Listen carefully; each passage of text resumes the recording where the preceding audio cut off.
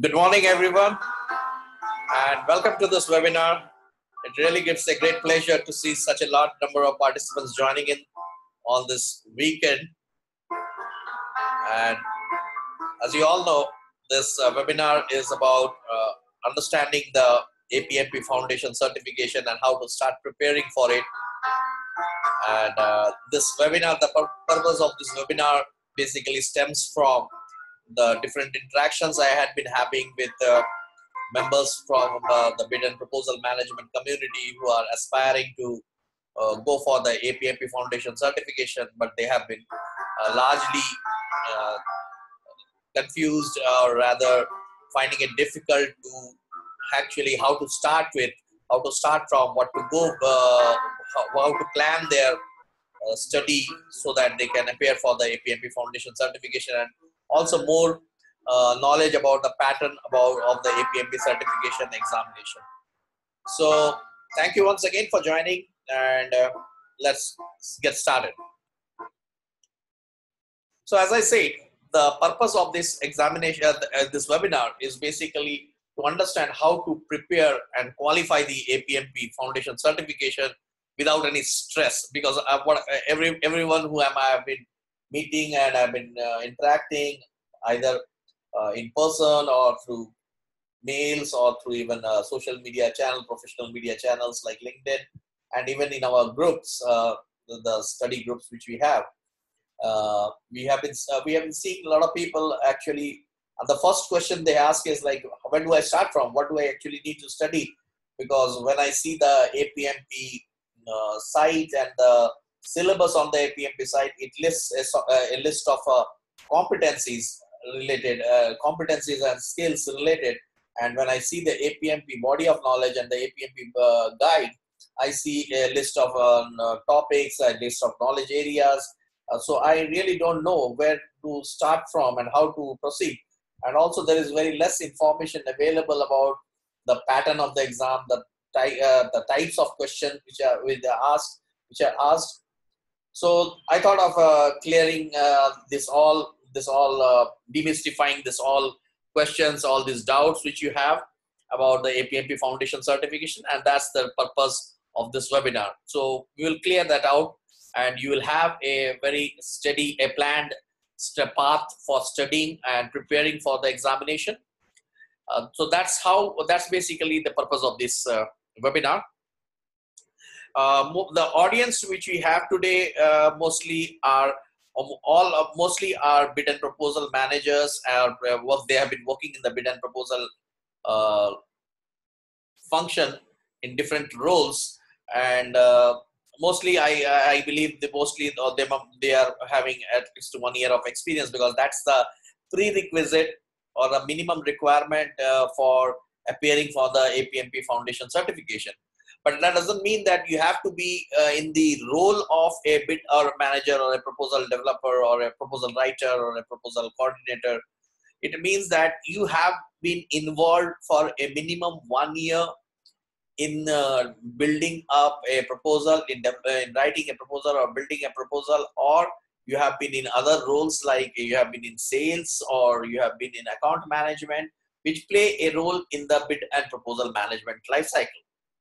So necessarily it does not mean that you have to be in the core function of a bid management or proposal development.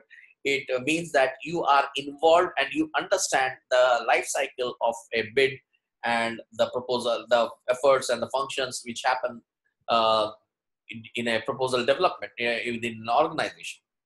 So that's the primary audience. And I believe, looking at the names, many of them are familiar to me. They are connected to me on LinkedIn. And many of them have outside India. That's good to see a lot of people coming up from outside India and joining this webinar. So welcome once again. The time slot which we have decided, which we have allocated for this webinar is that 40 minutes we will spend on the APMP Foundation certification, clarifying all the doubts which you have in your minds. At the end of this webinar, you will have a plan for yourself, a study plan for yourself. You will know what sort of questions are asked in the APMP Foundation, and you'll be set to go and appear for the examination. Once you prepare and once you evaluate, assess yourself that yes, this is what, and you'll know what to study, where to focus, which areas to focus, and how to qualify the examination. So that's 40 minutes we will spend on that. Next 10 minutes, we would like to give you a preview of our upcoming bootcamp. Now, this bootcamp is for bid and proposal management professionals. Now, the purpose of this bootcamp is not only qualifying the APMP Foundation certification, that is one of the outcomes, but the biggest outcome or the largest outcome is the professional development, the professional growth as a bid management and a proposal development professional. How do you grow in your career in bid management? How do you grow as a professional, and you move up your career path? You move up to take the new roles, the next level roles, next level challenges, and you are geared up for that. So this bootcamp is the primary purpose of this bootcamp is oriented towards your career growth, giving you a career, a rising career, a career which is secure, and moving you upwards in your professional journey. And the next 10 minutes I will try to answer the question answers. You are free to ask your questions in the chat window during the webinar, and at the end of the webinar I will take up all the questions and answer them. If I am not able to answer any question which you have, I don't have an answer right now, I will definitely revert back to you with mail, and I will try to answer whatever is possible within the time and within my knowledge. So having said that, let's move forward. Sorry. So the first question, or the primary question which comes up, is like, why APMP certification? Why APMP Foundation certification? Now, there's a lot which has been said on the APMP website about the benefits of the APMP website, of the APMP certification, and about why people, professionals, should go for that. So I'm not going to repeat much of that. Rather, I would like to quantify here of what is actually being said, and how actually what it means in real life, in a real work life situation. Now, I have been in this industry, working in this industry for 20 years in the bid and proposal management function. I have worked across the globe. I have worked for the Fortune top 10 companies as partners. I have engaged with them as partners. I have worked there in multiple industry sectors. And the best part which I see in my career is that, and that has been a lot of advantages, that has brought a lot of advantage for me, is that I have worked on both sides of the table. Now, before joining the IT services industry, I was working in the industry more from the customer side, on the user side, where I was working for large public sector undertakings. So if you go through my career profile, you'll see that. And in that particular role, I was responsible for making buying decisions. I was responsible for selecting the vendor who would be the right partner for us in all our procurements, IT-related procurements, in our services-related procurements. And that actually gave me the understanding of how the procurement mindset works. And after that, when I moved into the mainstream IT services industry, in that I was responsible for proposing the right solutions, proposing the right services, proposing the right products for the customers, and that helped me. My past experience actually helped me in in building up the right proposal for my customers. And it's a proof of, I have the proof of that, is that 95% of the bids ranging from maybe a 500K bid to a $50 million bid, 95% of my bids reached the final stages. Now that's a achievement, I think a professional achievement I have. 58%, 60%, 58% rather, if I take the overall span of my 20 years, 58% of my bids or the proposals on which I worked for, the bids I managed, they converted into firm contracts. Now that's I think a professional achievement which I have, and I think that is not only because I had the great team I had. I had a great team and I had a great support of my organizations, but it is also because of I was a part of a great community from where I was learning. I was interacting with multiple bid managers, proposal managers, although we didn't have all the channels which are available today, but still I was connected with that community and I was learning from each other. We were learning from each other and we were observing, and that's how we actually, it helped me. And also definitely my past experience as a procurement officer, or as a contracting officer, that helped me a lot. So that's what I take as my advantage. And to say that, I can say that certification, how does certification help in this case? Now because basically if you see, the bid and proposal management function is a part of the entire business development function or the business development life cycle, which encompasses marketing, sales, and many other functions like client relationships and all these things. But bid and proposal management function plays a very important role, and it's basically connects what the marketing team, the market identified by the marketing team, the strategies the marketing team bring into the market, the sales which builds up the opportunity, which identifies an opportunity, builds up a relationship, connects with the customer. The bid and proposal management team actually connects with the engineering, or which builds up the solution, the products team which builds up the products, the services team which delivers the services, and they build a story around it, build a proposal around it, and which is actually gets converted into a contract between, when the proposal is selected by the customer, it becomes a contract based on which the services are delivered, the products are delivered, and that starts the formation of a relationship. So the bid and proposal management function plays a very important role in integrating. And unfortunately, you do not have many standards. You are not taught about bid and proposal management or winning opportunities in schools or MBA schools or any other thing. You're taught marketing, you're taught sales, but you are not taught bid and proposal management. And for that reason, what has happened is that every organization has formulated its own strategies.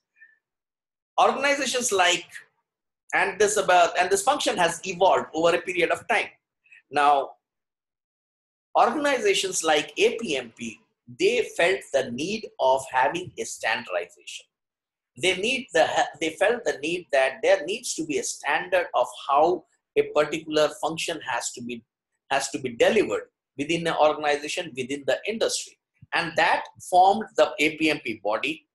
Primarily, APMP body was formed for the defense organizations, for the defense contracts, for the US Fed contracts, larger contracts.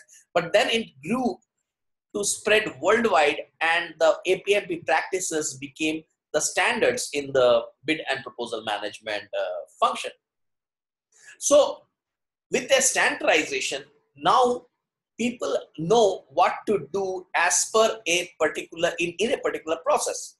Now, once a standard was established, it was needed that people who follow the standard, they are also assessed and they are also evaluated so you have the right kind of people, the right kind of competencies, the right kind of skills to deliver the functions which are needed in the bid management and proposal development.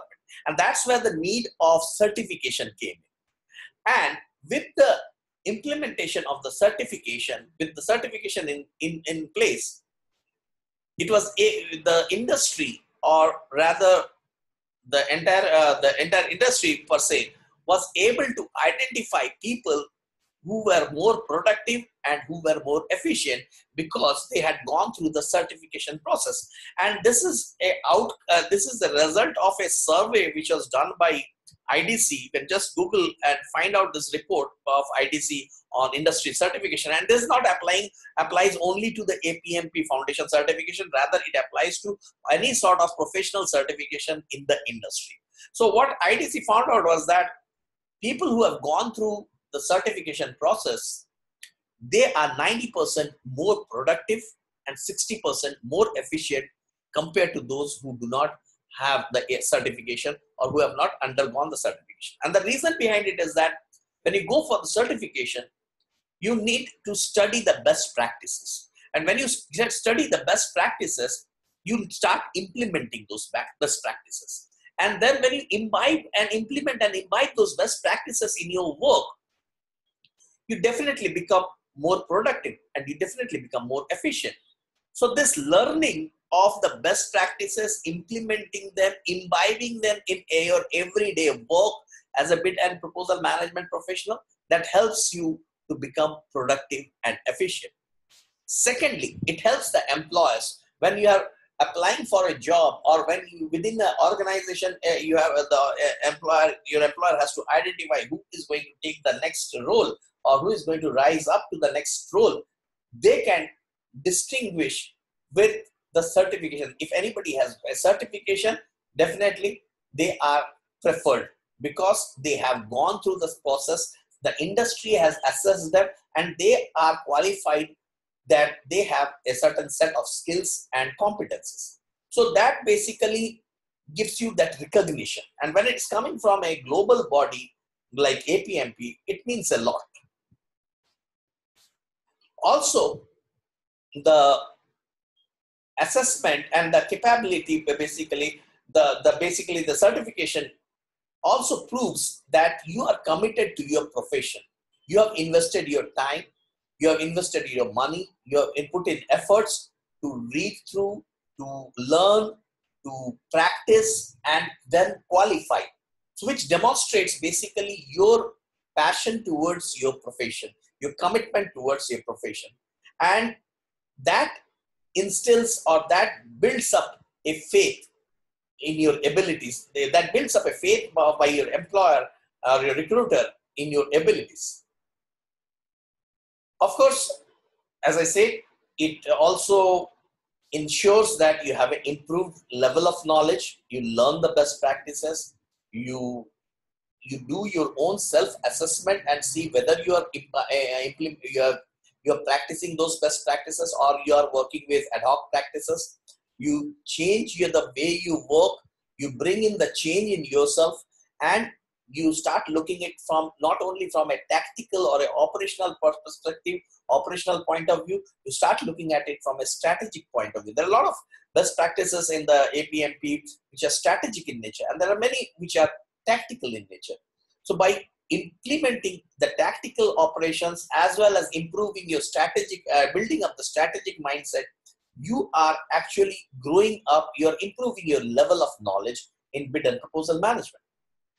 And lastly, what I see is that bid and proposal management is a function like any other organizational function like HR or finance or sales or marketing, is spread across the industry. Any industry which has to acquire business through competitive sales has to have a bid management team, has to have a proposal management team.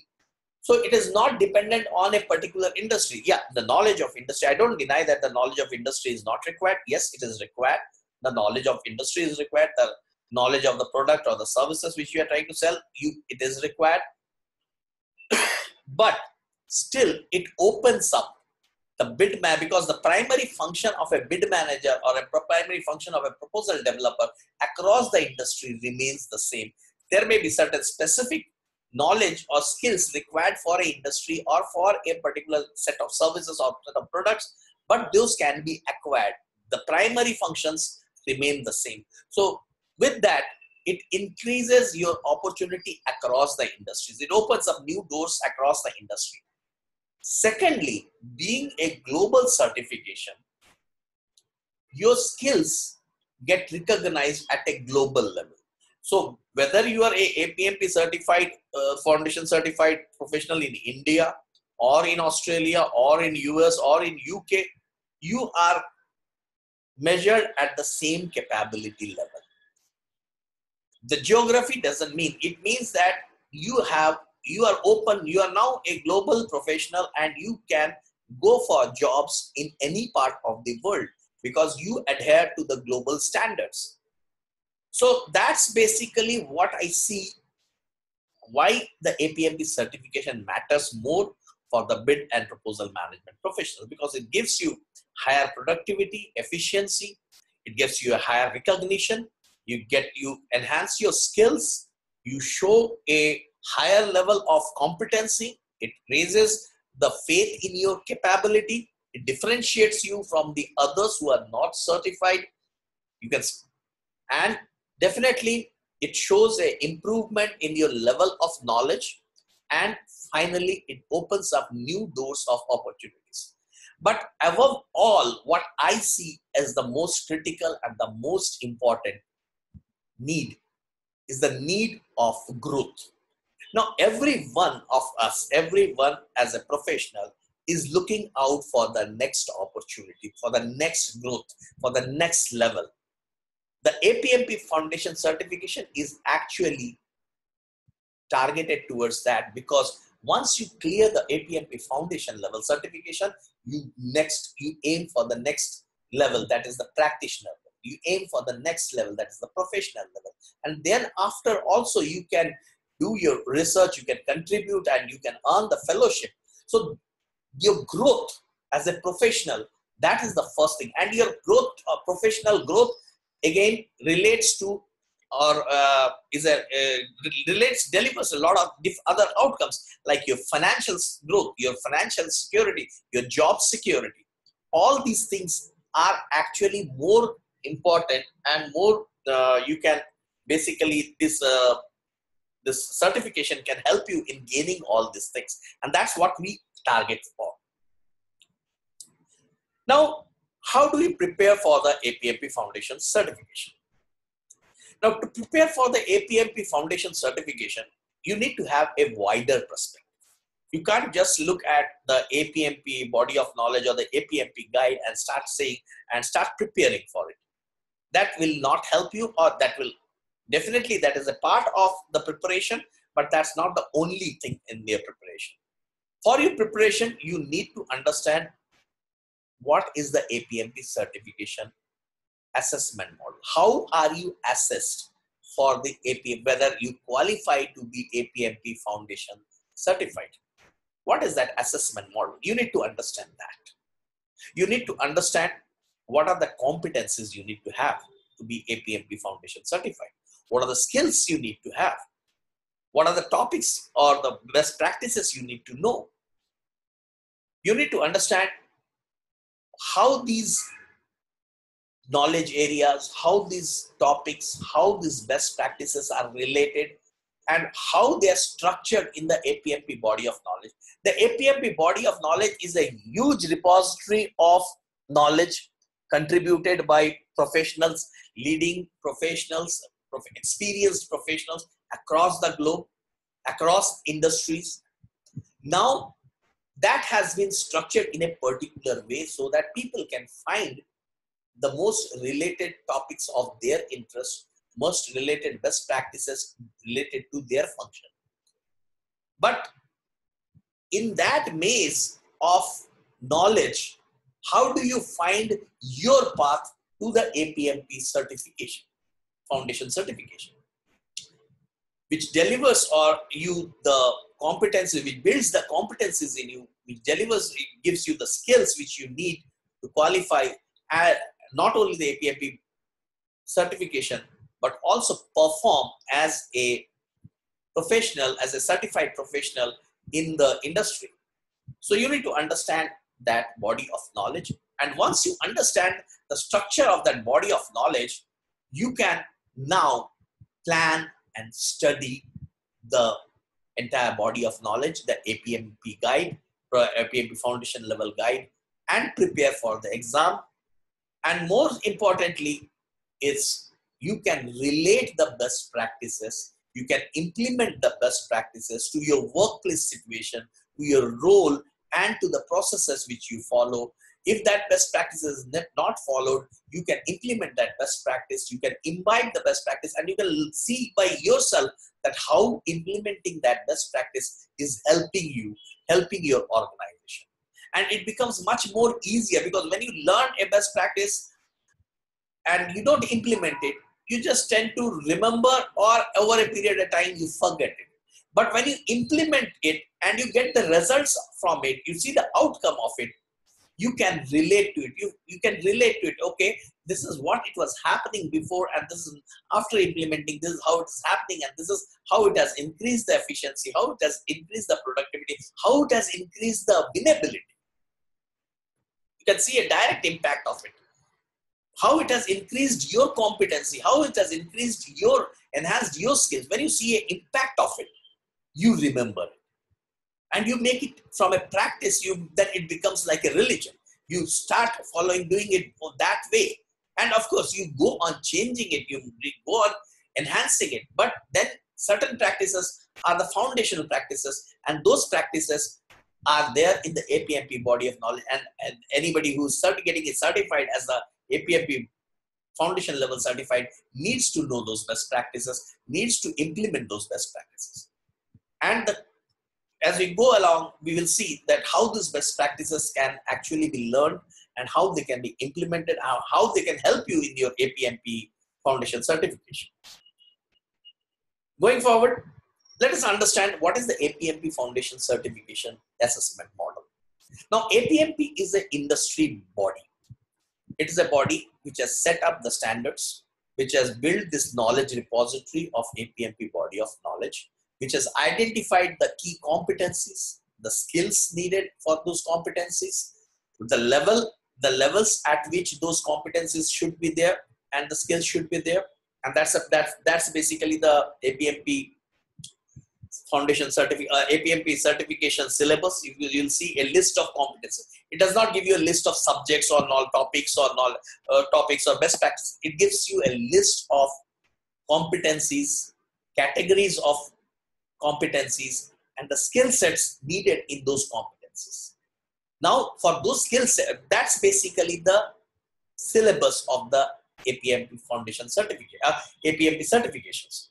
Now, when you are going for that certification, you are basically assessed for your competency and your skills. Now, this competency and your skills, where do they come from? We will get into that. But most important is that you are assessed for that you have the sufficient knowledge and you understand the entire bid management and proposal development, whatever role you are playing, but the entire life cycle of that bid of a bid. And you are a part of the team, and you can contribute in the team as a member of the bid and proposal team within your organization or even as an independent consultant. So basically, the APMP Foundation Assessment Model is to measure whether you have the sufficient knowledge and comprehension of the bid and proposal management functions and the roles. So what is the definition of a successful foundation candidate? The definition is basically that a successful candidate should be able to recall. He or she does not only have the knowledge of, has studied the best practice, but knows the best practice and recall it back, apply it back to a situation. Recognize that yes, this best practice in this particular situation, this best practice can be applied in this particular scenario, this best practice can be applied, and this can give a better productivity. This can increase the productivity, increase the efficiency. Demonstrate the comprehension of the skills. So he or she has acquired a set of skills, and she can demonstrate the application of that skills. Now, in the assessment, you are tested based on the test, on the online questions. They test you of your skills. They test you of your knowledge. They test you of the best practices. So the questions are not theoretical questions. The questions are situational questions, where you can comprehend, you can recognize, you can recall, and you can demonstrate that particular best practice, this particular scenario, this is the best practice, this is the way the thing has to happen. And that's what you are actually tested. And the persons and the participants or in the examination, those who demonstrate that these capabilities, these competencies and skills, they are assessed for these competencies and skills.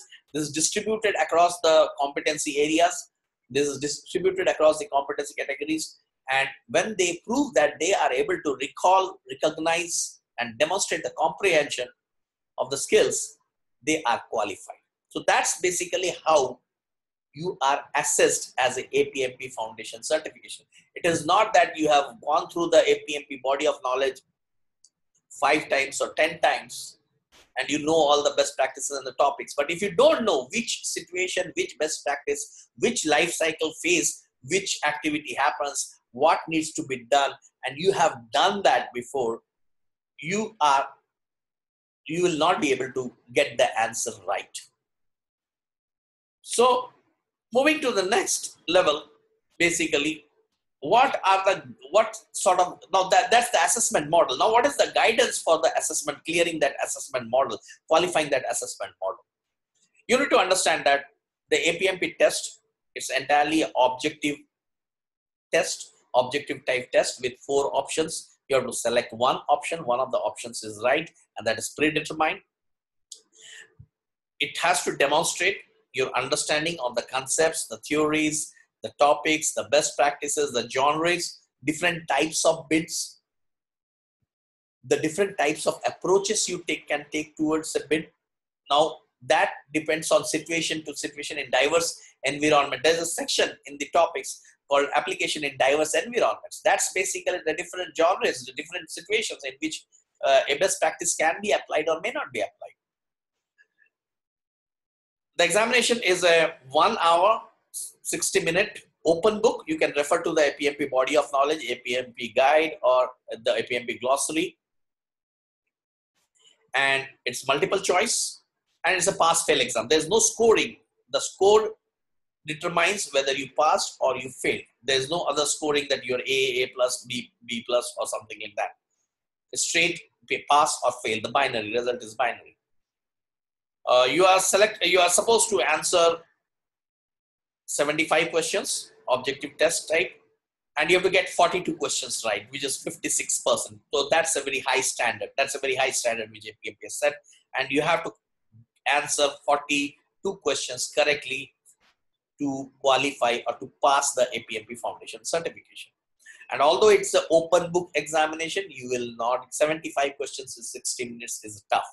You will not get time to refer to the book or search for the information in the book. So it's better. What we found out and what we suggest and we provide is basically a cheat sheet, is basically a map, a mind map of all the topics, phases, best practices related together. And you are so it's a more of a visual, it's a visual map by which you can, if you are unable to understand the situation of a particular question, you can relate to which phase it can, and then from there it can drive you to which best practices it relates to or what misconception it relates to. So that's much more our student, those who have appeared for the examination and qualified, and they have all qualified. They say that that was really helpful. So that's one thing which we have unique for us from our side. And your preparation basically determines your level of obviously your level of experience, because with the number of years you have spent in the industry in that particular function, in particular role, that gives you an understanding of how it happens, whether you are following a standard process or you are having ad hoc processes, and then you learn the best practices and the processes followed by APMP, suggested by APMP. You are able to relate. You are able to relate everything, and you have the complete picture. So basically, your level of experience gives you that, but it's not the level of experience only. You have to understand that how you are following the industry's best practices. That's more important. Of course, your knowledge of the best practices, how you are implementing the best practices, and of course, your participation in training, what sort of training you have undergone. It can be APMP Foundation certification training programs provided by the ATOs. It can be training programs by other training providers who provide consulting services, training services. And it can be, but APMP does not mandate any sort of specific training or any sort of training organization. Neither does it say that you have to undergo a training like some other examinations like PMI have, that you have to undergo a training on project management with a industry or a PMP certified or PMI certified institute. APMP does not have any such rules. You're free to go for a training with any organization, or even you can go for a self-study mode. And if you're experienced and you know how to map the best practices, you can relate to the best practices, you can do a self-study and you can go and appear. In fact, I went for a self-study and experience, but that was after 15 years of my experience in the 14 years rather, 13 years, 12 years, 14 years of my industry experience. So, but still I had to seek a lot of help. And unfortunately, at that time when I went for my qualification, that is in 2014, that time there were not many certified people around in India. So I had to seek help from a lot of people outside whom I got connected with. And basically because I was connected in the, I'm a member of APMP since 2010. So I had I had a good relationship as well as good connect. So I could connect with a lot of professionals who were qualified, came from UK and US, and wherever I had doubts and I had questions, I could reach out to them. And that's the reason that primarily after qualifying my foundation level examination and then qualifying my practitioner level, I completed my practitioner and foundation within 6 months. Since I had the prerequisite background, so I could do it with that. After clearing my foundation, like I took my membership in 2010, but I cleared my foundation level in 2014. It took me 4 years to decide if to go. But once I decided, and after that I went for my practitioner level. Now I'm aiming for my professional level. So I could do that. But after that, I felt that there needs to be a community, or there needs to be more people to help those who are aspiring for the APMP certification. And that's when we build up the APMP India study group. We have a lot of members it's a study group in the LinkedIn. We have a lot of members in that group. We have discussions, people raise questions, people get their answers. We have a WhatsApp group where people get started, where people who are preparing for APMP certification. They keep asking questions, they get answers, they study together, they prepare together, and so that's basically helping them out. We didn't have that, so that's the reason we started I started building up these communities, and these communities are proving to be much more helpful for others, because you get to share knowledge. And it's not only the knowledge related to bid and proposal management, it's also knowledge related to the professional growth. Like people are sharing opportunities, like if there are job opportunities, if people are seeking opportunity, they are sharing that they are looking for a change or they are looking for a new job, and they get helped out by the community members. So that community is a very important factor. It's helping people and it is getting people together, and that's a big way and a good way. So those who are not a member of that community, they can join. They can just send me a request and I will I will connect you within the community. So moving forward, coming to the key competency areas. Now you have seen the APMP syllabus. That syllabus lists competency areas. Now those competency areas are set of competencies which you need to have at a particular level. at a particular level, you need to have those competencies and the skills related to those competency areas. So you have the competency category, and then you have the competencies and the skills related to those competency. So if you see the competencies are like information research and management, planning, development, management, sales orientation, behavior and attitude. Now these are the competencies which you need to have. And these competencies are defined in categories. Now, under each category for a particular level, you need to have the competency. These are the competency areas, and you need to have the competencies. Like for a foundation level, under the competency category of information research and management, you have to have the competency of information gathering. So anybody who has to qualify needs to know how to gather information, whether to gather information to competitive analysis, whether to gather information to customer intelligence, whether to gather information by comparing the offerings of multiple service providers or multiple competitors, or gathering information from the trade reports. That's all information gathering. That's a skill which you need to have. And need to know, to do this, you need to have a knowledge of certain areas. So information gathering. Now, all this information you are gathering, you need to manage this information. These are all knowledge nuggets. These are knowledge pieces, knowledge assets. Now, how do you, so you can search for your repository and find out the past experiences related to that particular opportunity. You can find out the resume search and find out the resumes, the most matching resumes for the team which is needed for delivering that project. Now, these are all part of the knowledge management. So you need to know that this is a skill which you need to have. How to do that, you will come to later, but this is something which you need to know. Planning, that's another knowledge competency category. Now, and that's the category which at the foundation level, you need to do the schedule development. Now, whether it is the development of the schedule for the entire bid, the bid management schedule, or it is the content development schedule, or it is the review schedule, you need to have the skill of schedule development. So that is a particular competency in the competency area of planning. Similarly, in development, which you can see the number of, now these all skills or competencies are related to the APMP Foundation certification. So these are the competencies which you are seeing under plan, information research and management. You have the competency of information gathering and knowledge management.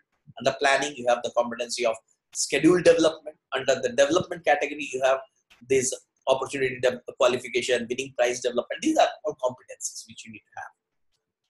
And so under development, when the proposal development, you have to qualify a opportunity. You need to know how to develop the winning prize. You need to define which is who are the right partners, or the partners type, whether you should partner or whether you should team as a subcontractor with someone, or you should appoint a few one or more subcontractors.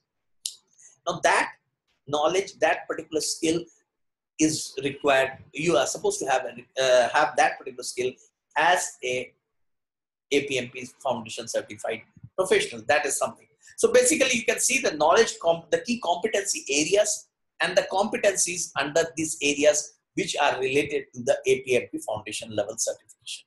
So this is actually on what you are going to be assessed. Now, how does this relate to the APMP body of knowledge? Now, if you see the APMP structure of the APMP body of knowledge, it is organized in 7 knowledge areas. Now, each of these knowledge areas, the understand business development, focus on the customer, create deliverable, each knowledge area has a set of topics related. Those topics are basically the knowledge assets, because each topic has a set of best practices, has a set of application in diverse environments, has a set of tools and templates which are used for that particular topic, which are related to that particular topic. But at the highest level, the entire APMP body of knowledge is organized in 7 knowledge areas. Out of these 5 knowledge areas are applicable to the APMP Foundation certification. And they are number 1, number 2, number 3, number 4, and number 5. Number 6 and number 7, they come at the different level. When you move to the practitioner level, these knowledge areas are important, or these knowledge areas are required, or the competency in these knowledge areas are required. But for the foundation level, 1 to 5, the knowledge areas of 1 to 5 are the knowledge areas which are required. Now, in each, as I said, so that's how basically the APMP body of knowledge is organized. So it has got the knowledge areas, and so that's why when you see the APMP Foundation body of knowledge, you will see these 7 knowledge areas. But if you see the APMP Foundation guide, you will see only 1, 2, 3, 4, and 5. So the content is the same, but the structure is different. So that's what you need to see. Next time when you're on the APMP website, and you know that APMP body of knowledge is available for free for at least 3 months if you are preparing for the APMP Foundation. But what I suggest is that you should better get registered as a member of APMP. Now that has been, the fees of APMP membership fee has been reduced down to $50. So it's very earlier, like even last year I renewed my APMP membership. It was $100.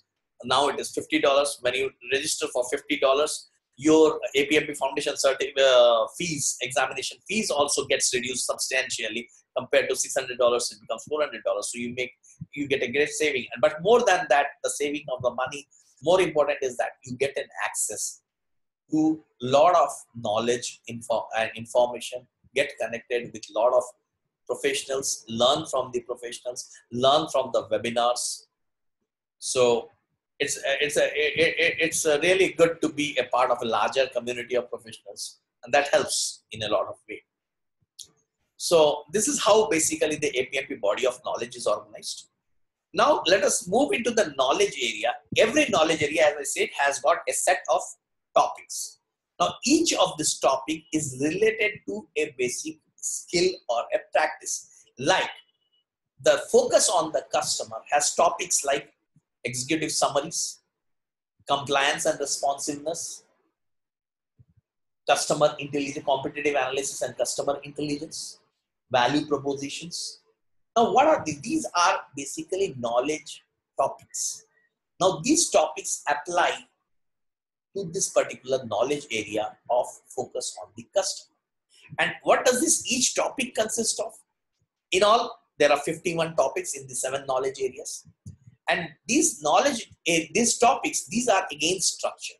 They are structured as introduction, the best practices related to that topic, the application in diverse environments, recent trends, what has been happening, and all other topics like, so there are a list of sections in which every topic is organized. It may not be essential that all the sections are there in every topic. Some topics may have a few sections, some may not have them. But some of them are common, like introduction, best practices, summary, tools, terms to know, tools and templates, references. So this is how the topics are organized. So basically the key point is that the best practices, they are the key knowledge topics which you need to actually learn and implement.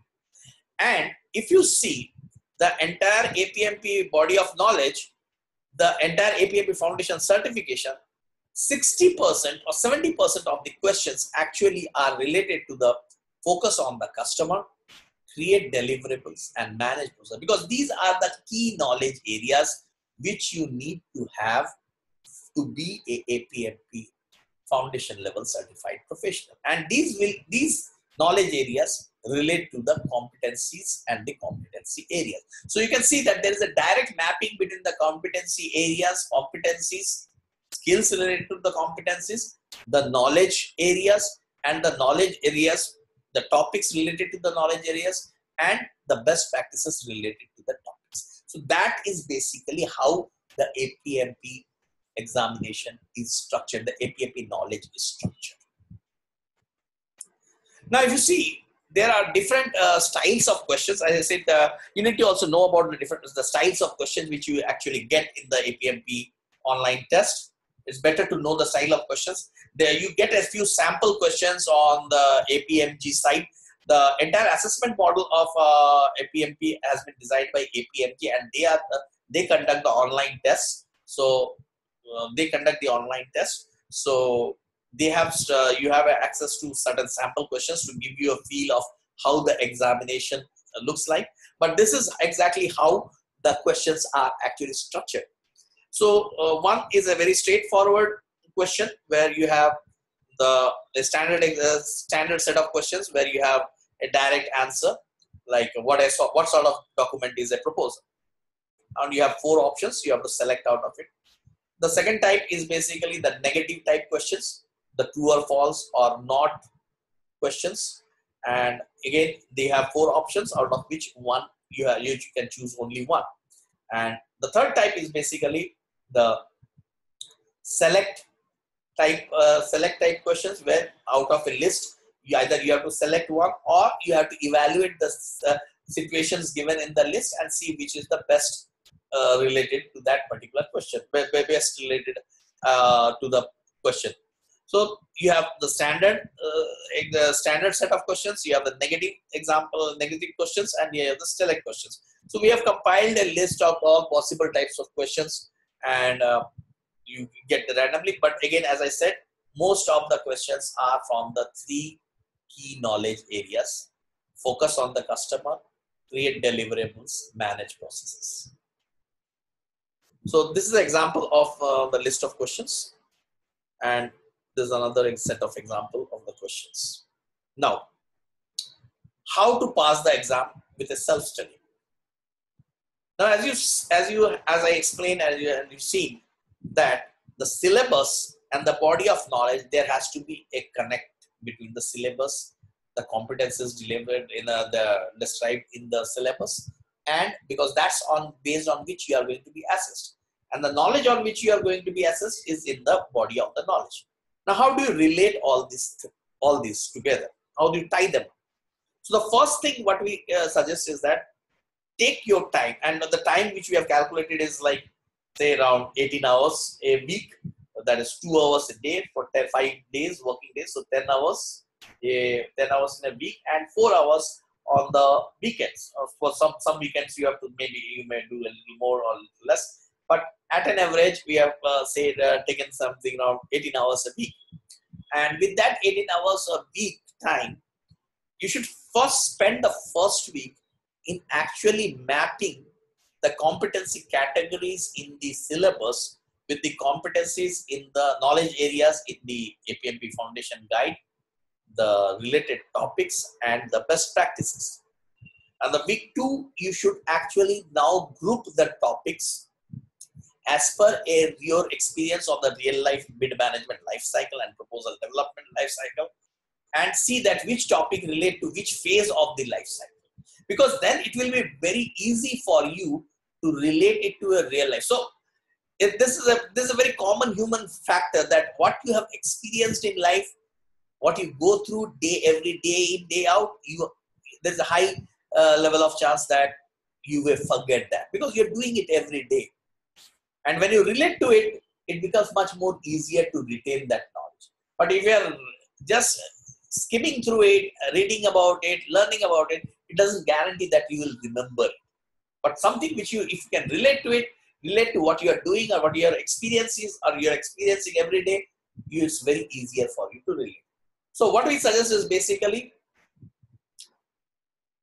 once you do this grouping, you relate it to basically your processes at work or the industry standard, how the industry life cycle works, and how the life cycle actually happens within the industry or within your organization, and map it to it. Like an example, like opportunity assessment. Now, this is a phase on the bid management life cycle. Now, in this opportunity assessment phase, you take a decision of a go or no go, bid or no bid decision. Now, that's the activity which is performed. But to perform this activity, you need a set of skills, a set of knowledge, and a set of best practices. Now, where do they come from? They come from the opportunity plan, which gives you the overall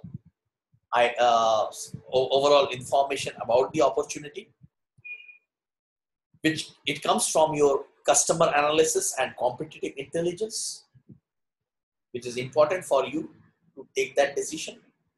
And it's again a gated decision which you take as a part of the life cycle, and you need to answer a set of questions and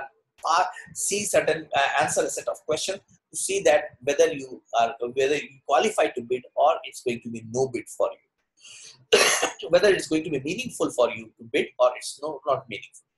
So these are the opportunity plan, customer analysis, and competitive intelligence, gate decision. These are the topics. Now, if you see, these topics are related to the knowledge areas in the body of knowledge. Like opportunity plan is related to the knowledge area, use systems and tools. Customer analysis and competitive intelligence is related to the body of knowledge area, focus on the customer.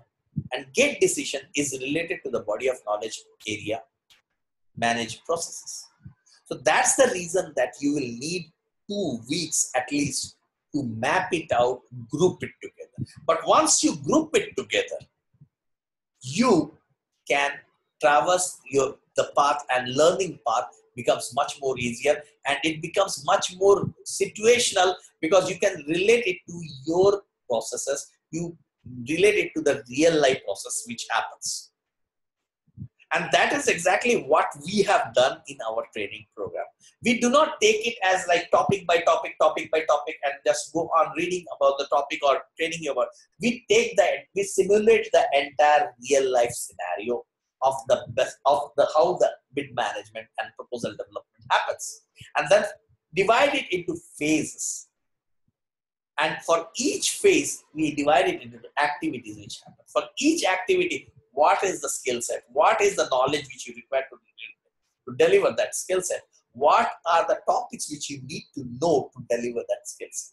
And that is a huge mapping. And that's exactly basically the mapping which we use in what we call as a cheat sheet, by which you can actually see, okay, whether you have covered everything or not, or where you are and what are the things related to you. It's like a navigational map. It's like a GPRS system for you to move around in the entire maze and find your way out. So that's basically how we have structured, and when we go to that, you will see that. So this is basically what you need to do in the first 2 weeks.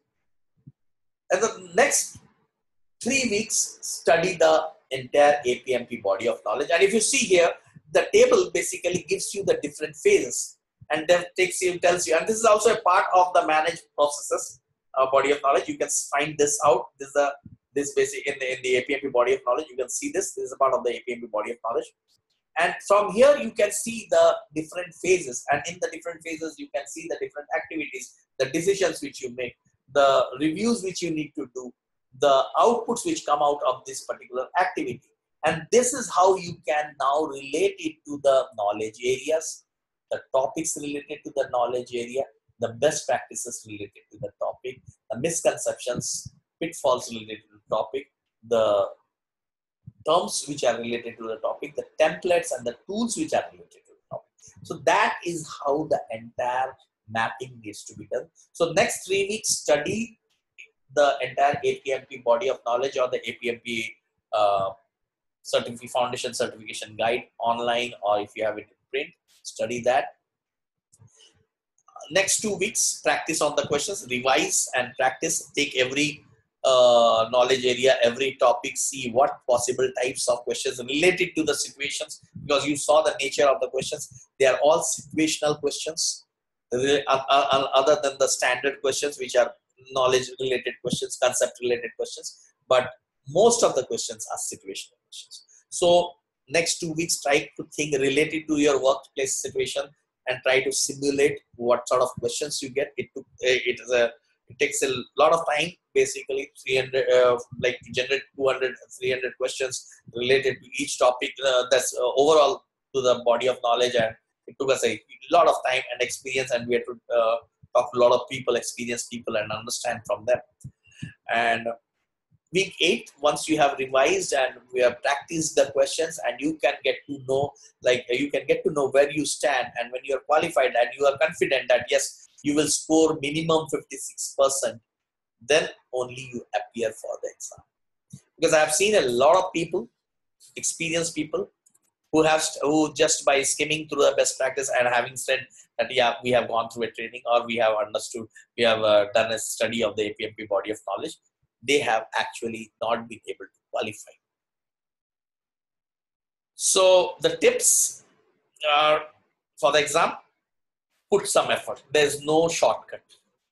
You need to put the effort.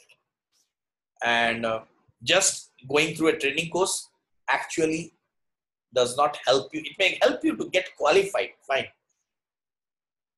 but you don't get the skills, or you don't build the competencies which you need to grow in your profession, to grow to the next level.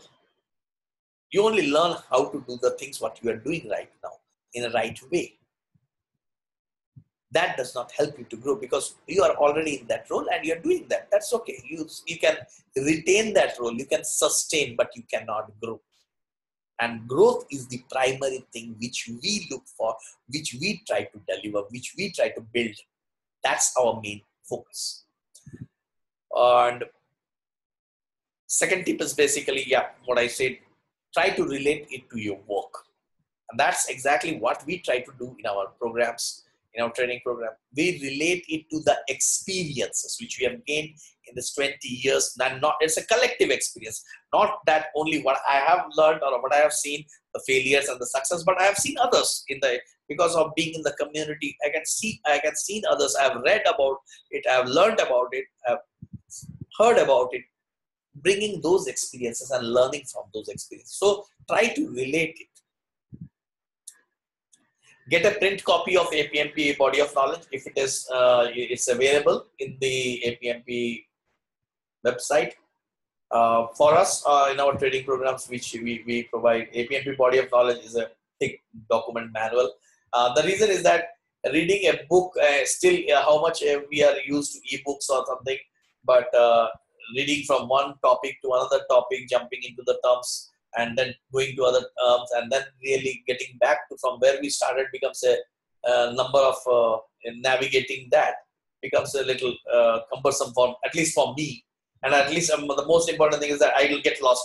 Right? I go on digging deeper and deeper and deeper, and then I forget from where exactly I'm coming from, or what exactly I was thinking, and what led me over here.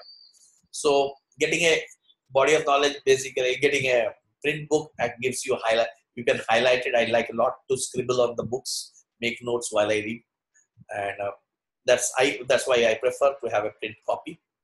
And prepare a cheat sheet. You can prepare your own mind maps. You can use any free mind mapping tool, and you can prepare your own mind map.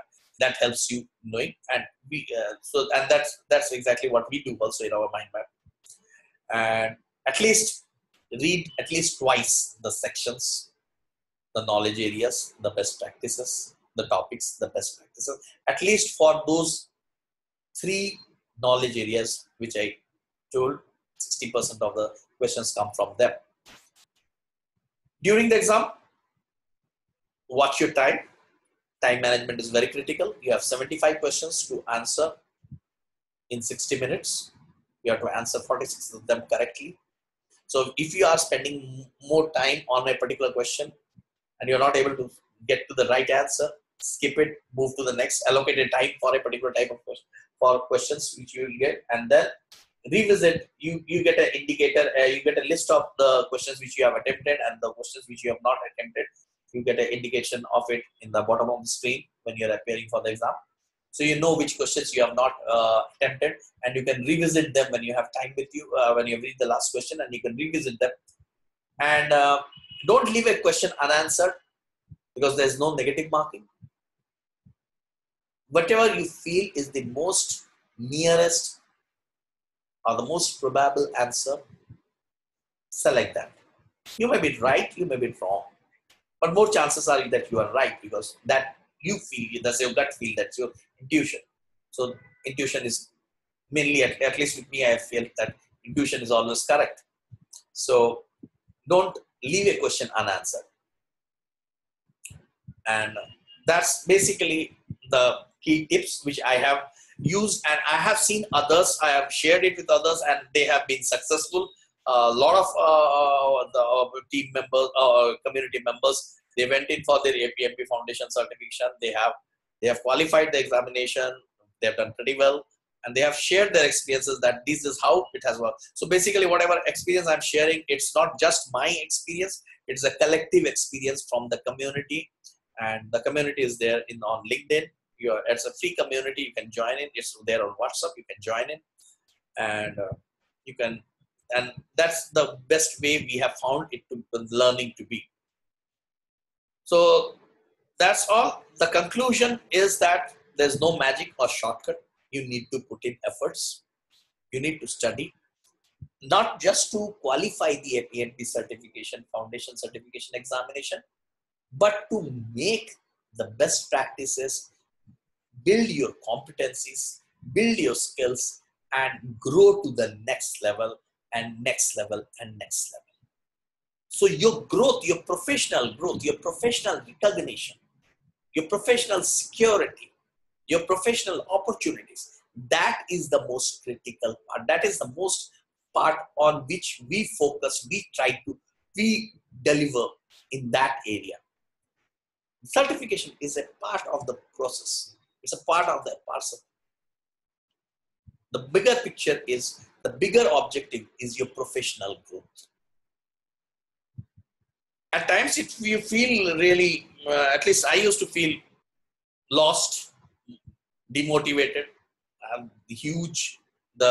because at that when I was appearing, I didn't have the APMP Body of Knowledge in soft copy. I had a print copy of it. Basically, I ordered it from UK. I got it shipped from UK, and reading through that, and it's huge, 300 pages plus pages, and every topic is a new topic, is a different topic, and then shifting through it and getting detailed situations, looking at the situations that, okay, this does not apply to my situation. What do I do if what do I do by learning it?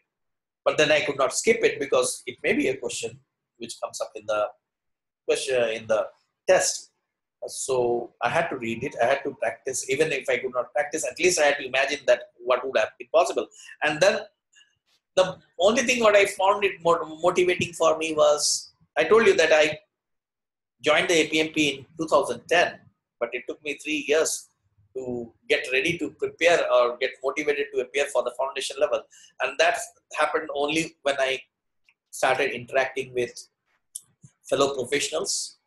And also I thought about what is the final outcome going to be. The final outcome motivating factor for me was my growth. Yeah, I grew up to the next level. Definitely I moved up from the head of the bid management and the sales enablement head to become the associate vice president of the vice president. So that's how I moved up.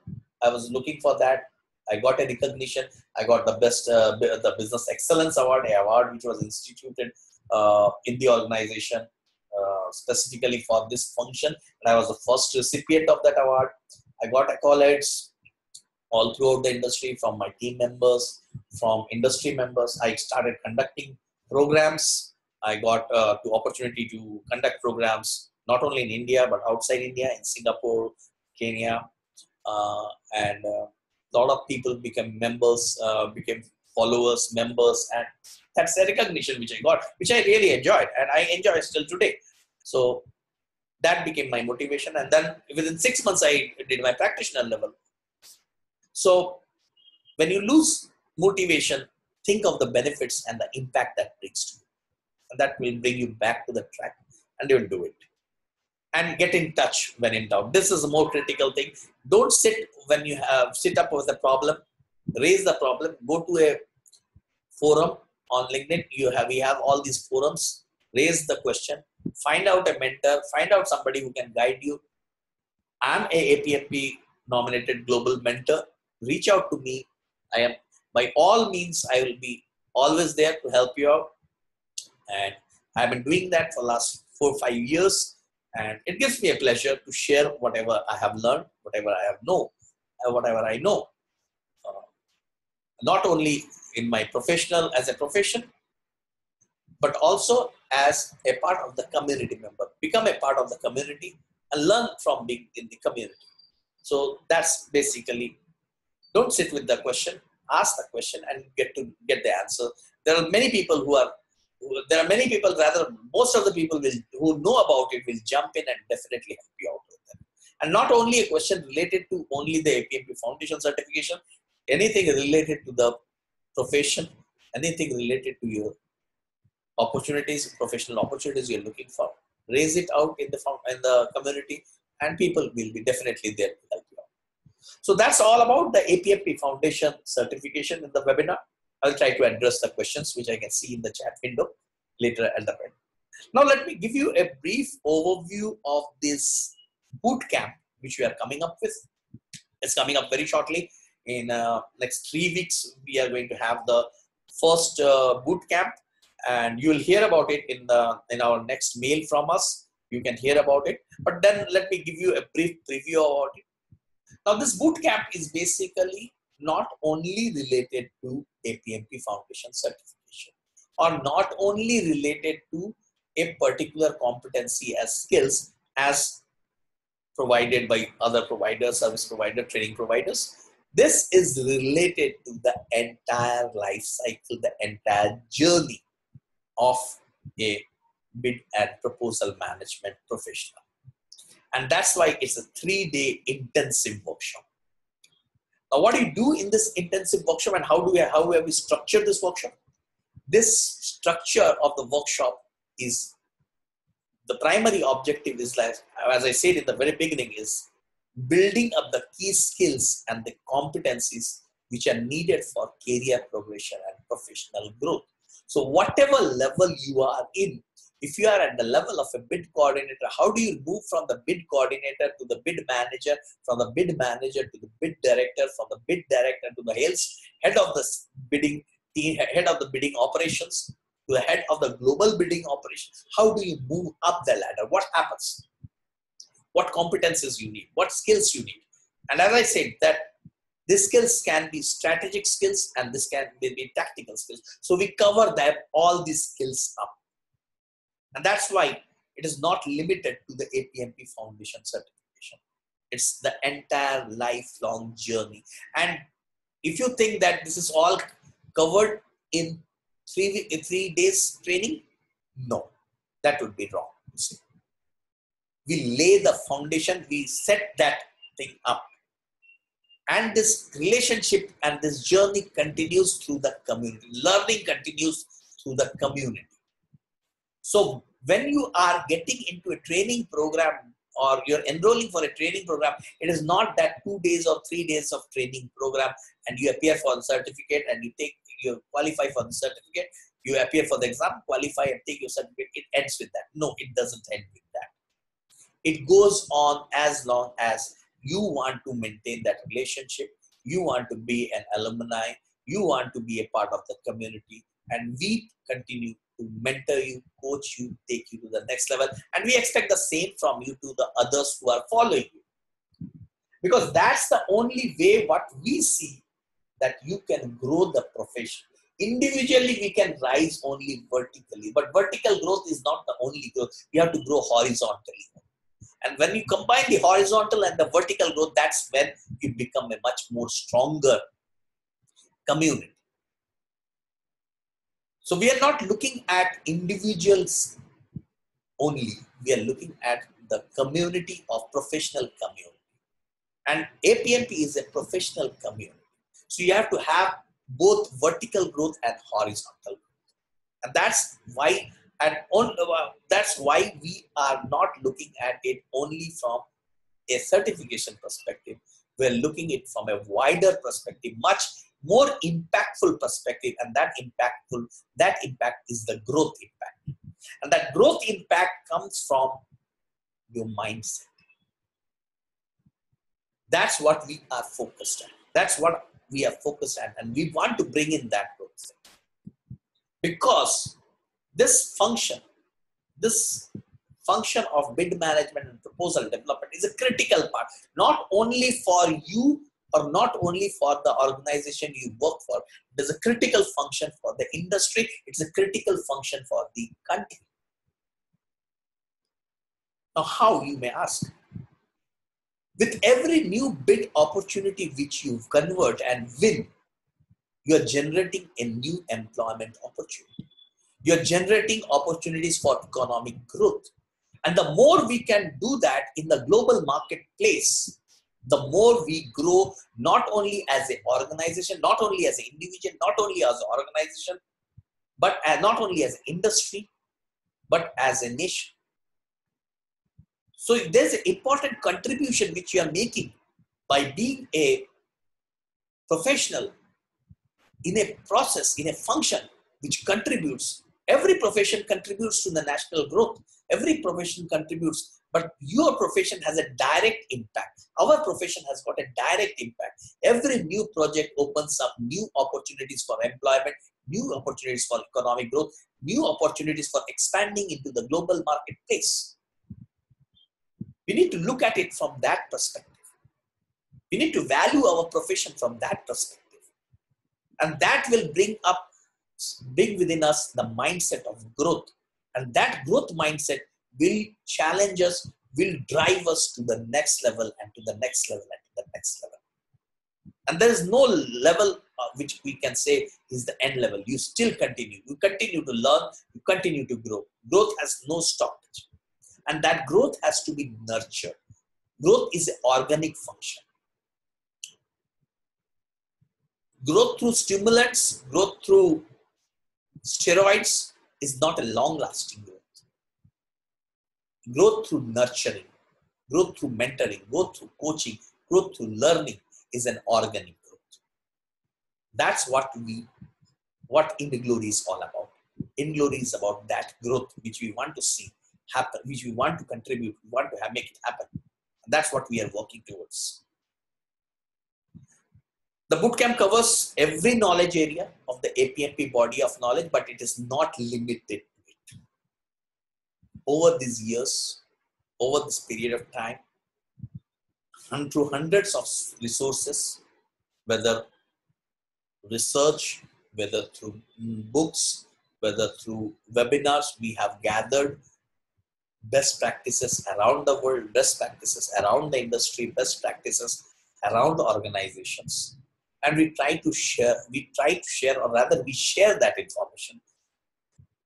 We build the ground of that, we build the grounds, nurturing grounds, we plow the grounds, we show the roadmap, we build the most important ones and the foundation ones so that you get started, and then we start growing up in the community.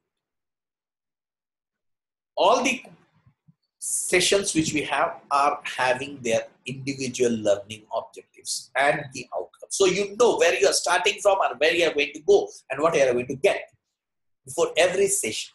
And we'll show you how we have done that. We have mock tests and questions so that your learning gets reinforced. You have simulated practices for the APMP Foundation, which we bring it up, and then you can assess yourself, and you can see which are your strength areas, which are your weak areas, which areas need your more improvement, which practices you need to study more, relate more. So that gives you really a perspective about yourself. You know whether you will be able to qualify 46 questions correctly, and within that particular time limit, how much you are scoring, and then you can appear for your examination. And as I say, the continued guidance till certification and the community support for professional development and growth. And that's a lifelong support. Because that's community, and it's not one person driven, it is driven by multiple people. As you become a part of the community, you also start contributing to the community. And from somebody learns from you, you learn from somebody, I learned from somebody. Somebody taught me. There were many people who held my hand and showed me the way. Similarly, I am doing that. You will be doing that as a profession, as a part of the community. So if you see, the approach is aligned to the workplace scenarios, and all our scenarios are related to the workplace scenario. Because one reason you need to understand this is, and that's a very critical reason and a very important factor which you need to understand, is that the best practices are meant for the most ideal situations. The body of knowledge is about the most ideal situations that should be. But in reality, does that happen? No, it doesn't happen. You may get an RFP, or you may have to write a proposal. You may have to write a proposal in 2 days of time. You may get an RFP from a customer about the customer you have no knowledge. Still, there are situations where you need to do that. Now, a best practice says that you can't do it. You should not do it. Of course, you should not do it. But then the strategy says that if it is you want to take a risk, if you want to have any other strategic reason for doing it, you should do it. Now, in that case, how do you do it? Because the practice has said, the body of knowledge says that you should not do it. Of course, there is no other way. Nobody says that, but still, if you have to do it, you have to do it in this way. That knowledge comes from when you have fought that fight in the trenches. A bid management and proposal development is no less than a fight. It's no less than a war.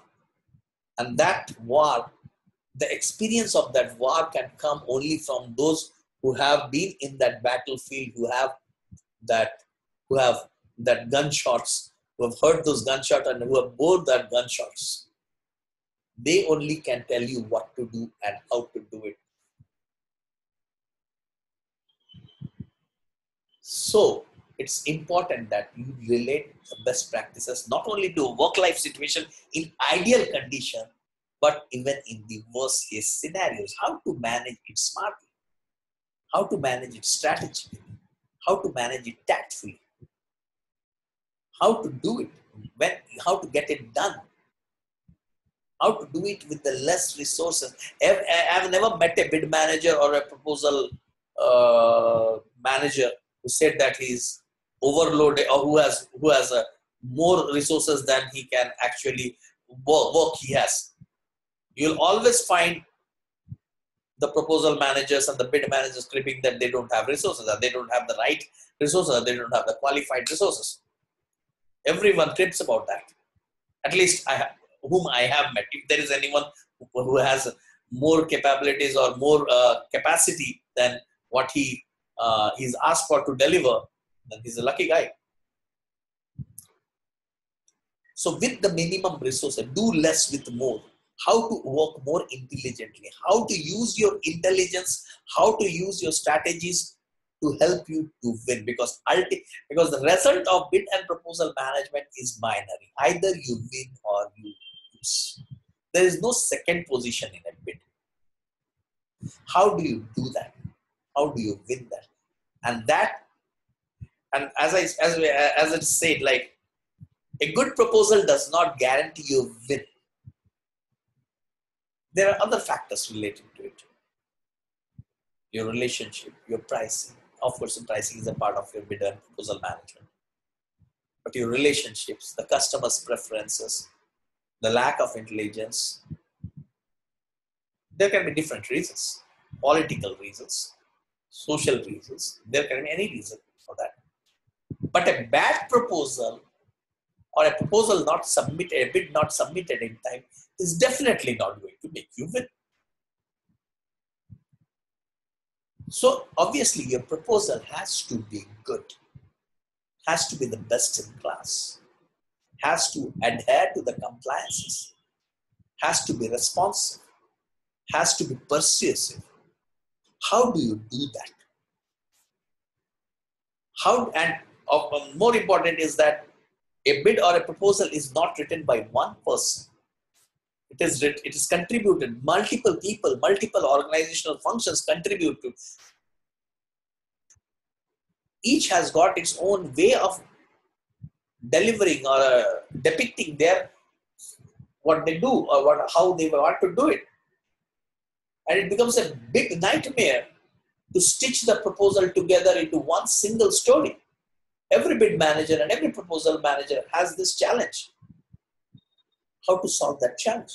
What steps to take so that you don't have to face that challenge every time? It's difficult to get the time out or get the right knowledge from the subject matter experts. How do you get that?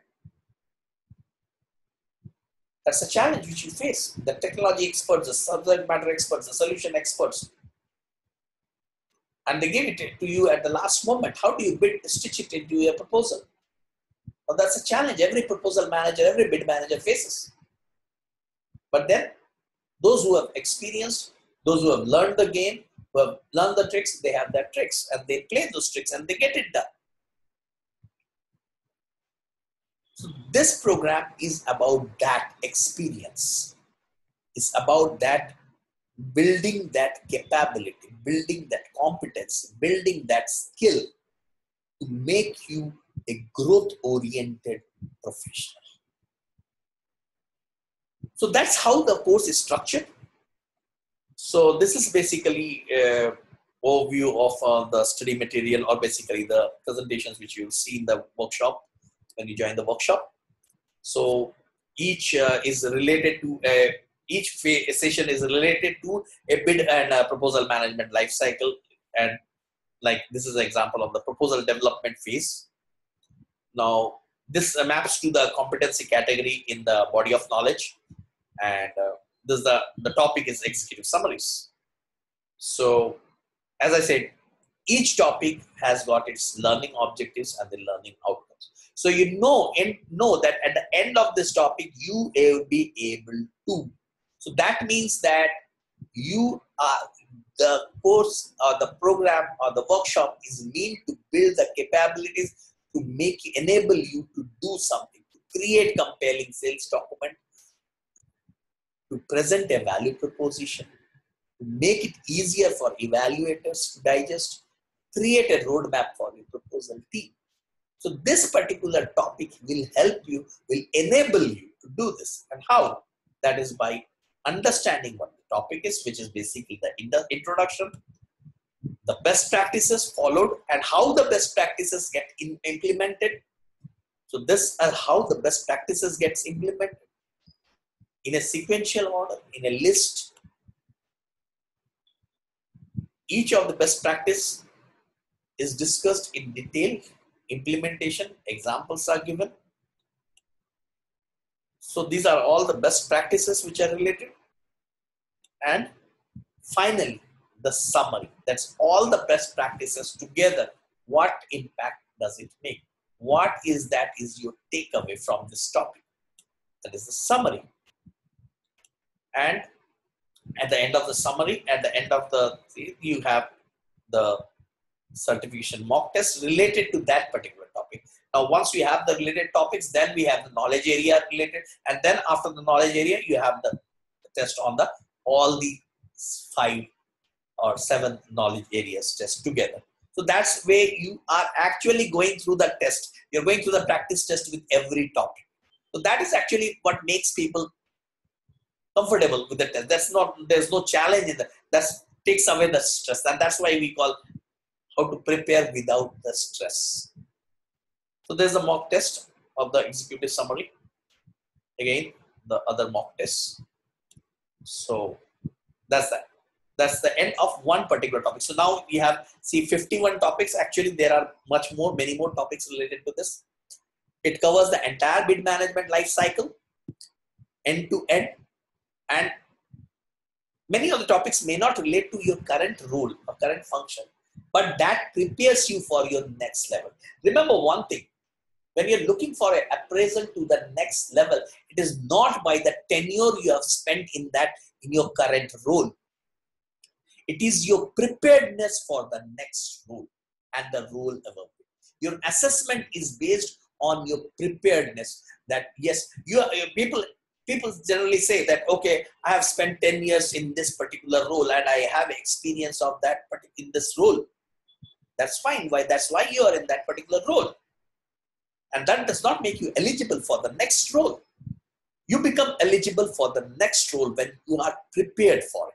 When you can take up the challenges of the next role, and the company or the business, the employer can rely on you that yes, you can deliver in the next role and grow to the next role and grow to the next role.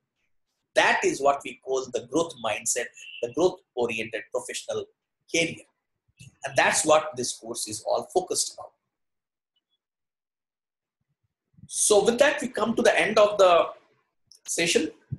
I thank you all for being here patiently, listening to all this, and we will answer the questions once we, after this, we see the questions. Thank you.